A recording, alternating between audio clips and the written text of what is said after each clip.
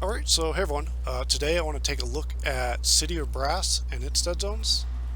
Before I get into it, I want to give a lot of credit to Uppercut Games.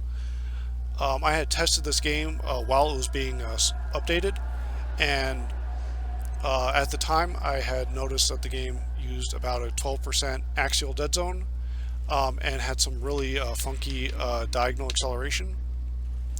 And they were very responsive to the feedback I gave them, and basically by the next update had switched to a circular dead zone for the camera and added a dead zone slider and heavily improved the diagonal acceleration.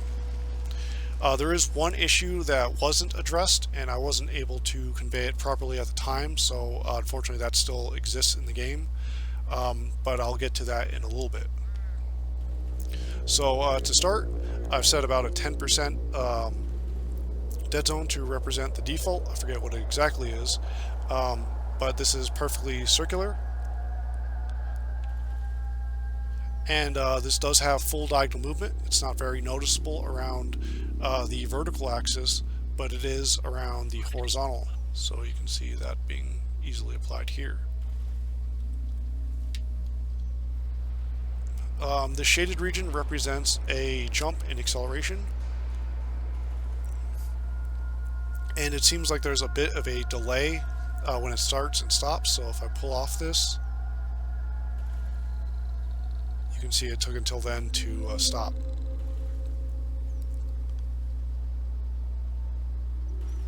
And stop. For movement, we have a 25% square dead zone.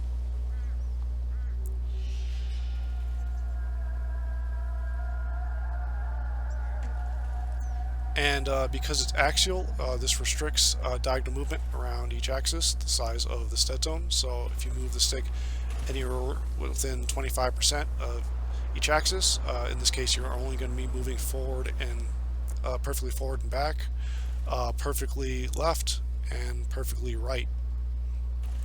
It isn't until you move into these green regions past both axis dead zones where you start seeing diagonal movement occur.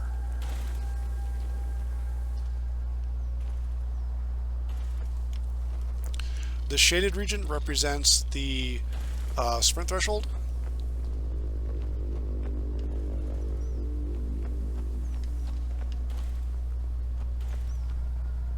And this threshold also distinguishes between if you're under it, you'll crouch,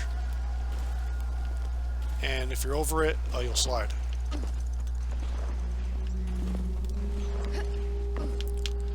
I hadn't commented at all about the movement dead zone in my feedback.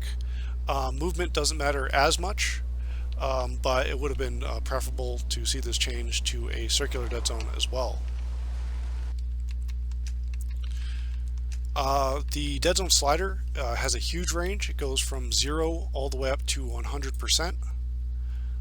This graph is for 99%. This actually only affects the camera dead zone, not the movement.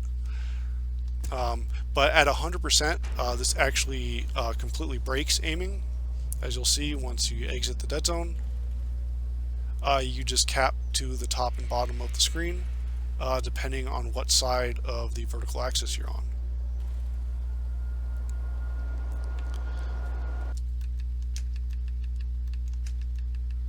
If we move it to 99, which is accurate to this graph, you can see now that at least for cardinal movements, it moves as we expect. Same with left and right. However, with very large dead zones like this,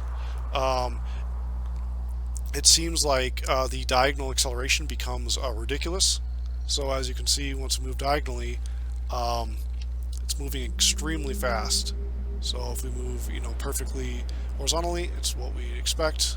But the more diagonally we move, extremely fast, and then back to more what we expect.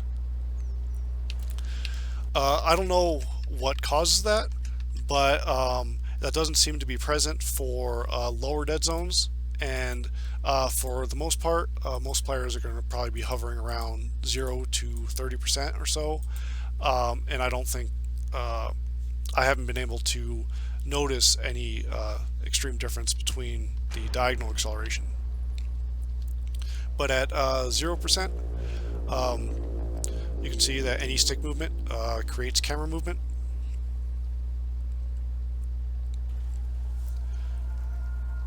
For the acceleration curve, we have a linear curve, and once we get to this threshold, there's a jump, and then it continues linearly from then on. However, this only applies to the horizontal axis. The vertical acceleration has a different curve. This game seems to apply the curves separately per axis, and the vertical acceleration curve is more exponential and doesn't appear to have a jump in acceleration. Of course, there's possible error testing the vertical acceleration because the view caps like this, and because it caps, any kind of possible build-up time can't be expressed properly. But this test didn't even show a jump, so this jump in acceleration is probably only for horizontal acceleration, and that sort of seems to be the case. But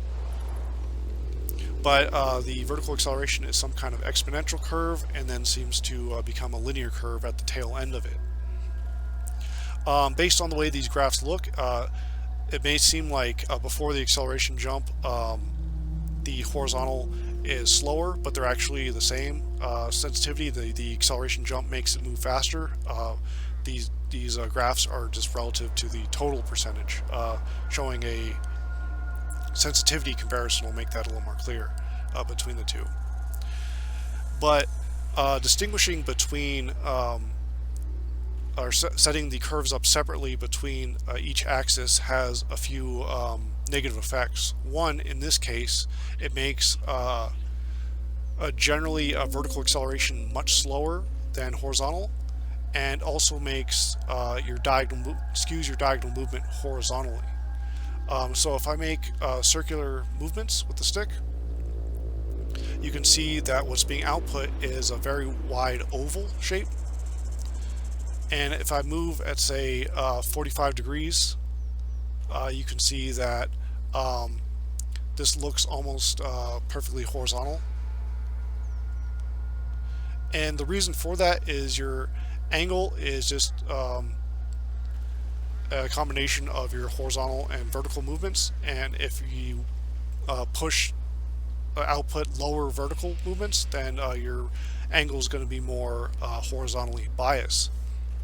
That's why when bobbing around the vertical axis, it wasn't very obvious because the vertical output is being suppressed by the vertical curve.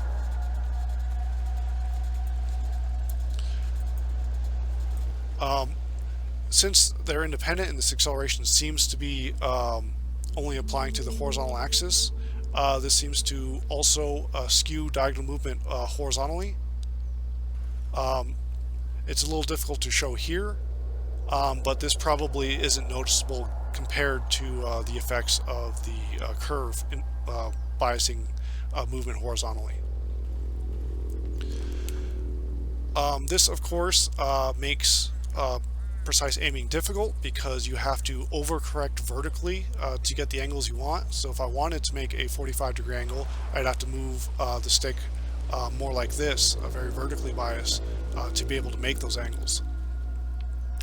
For melee classes, this isn't too big of an issue, but for range classes like the Thief or the Revenant, this can have a significant impact. But even generally, aiming with the whip can be more difficult, whether it's traps, collecting treasure, weak points on enemies, or accessing the hoops to swing off of, can all be more difficult because of that.